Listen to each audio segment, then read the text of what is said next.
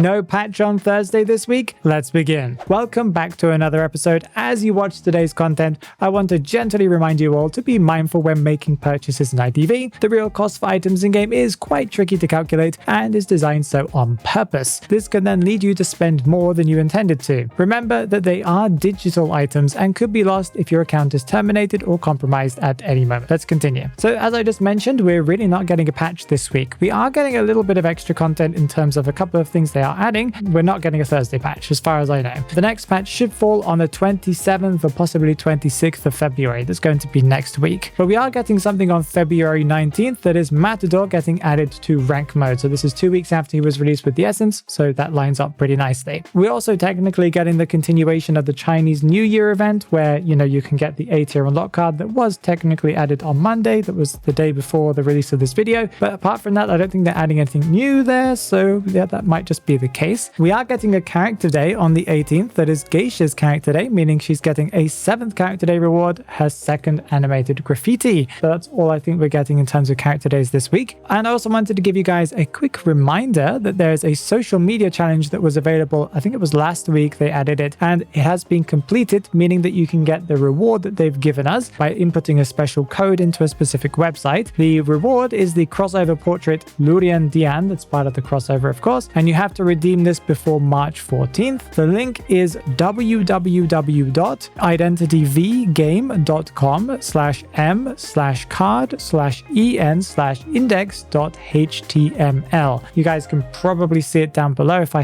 I've forgotten to write it, it's probably on the screen for you guys to write manually anyway. If you put in this code, you'll then be able to get the reward. The code is, remember, letters all in capital, SD5YSY1X.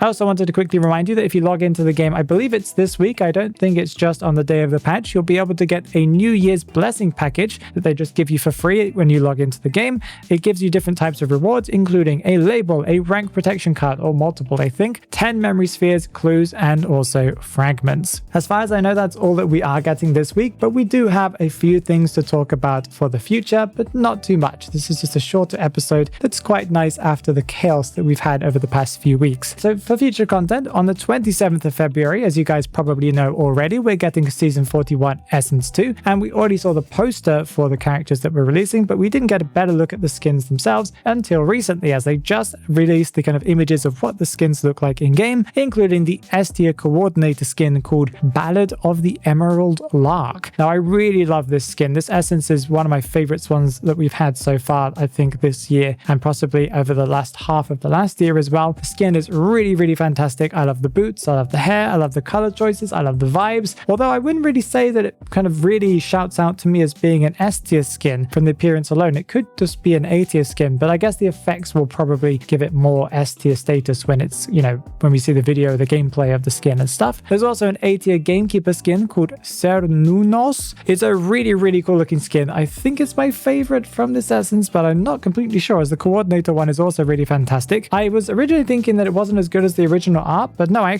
kept on looking at it, and I really do like this skin. I think it's really cool. I do wish that they did something slightly different with this kind of chest area. It just feels a little blank there, but the cloak looks really cool. It's a very edgy skin. There's also an A-tier Lanternus skin called Robin that is really cool as well. The color choices are really different than the ones we usually get, and she looks very, very fancy, especially the bottom of her jacket, just really nice. And it's nice to see a Lanternus skin. I'm sure a lot of people will be really happy about that. We can also expect a B-tier skin for these different characters, including Thief, Mercenary, Little Girl, and also Peddler, as they were part of the story trailer. And yes, there was a story trailer for the Essence that they made available. I haven't watched it yet, but I bet it's really awesome because the theme of the Essence is really kind of one of my favorites. I just like the kind of edgy appearance of these things. I also wanted to give you guys a reminder, and also kind of a thing that they've changed a little bit about the skin, that on the 26th or 27th, we should be getting the new BLK Aesop skin that is part of the kind of esports series that they've been releasing over the past couple of years. And I believe that they've made some changes to the skin, or some people have pointed that out. I believe IDV Logic pointed something like that out on Twitter or X. I believe that they might have removed his mask that he had from under his chin, because the initial arts he was wearing like a normal mask, but in this art he's not really wearing that mask anymore. He hasn't got anything there. So interesting choice, because I feel like the mask mask is part of, Aesop's appearance. Maybe it's just the art, but strange that it appears in 2 different pieces of art. And also some rumors or potential things that we might see in Identity V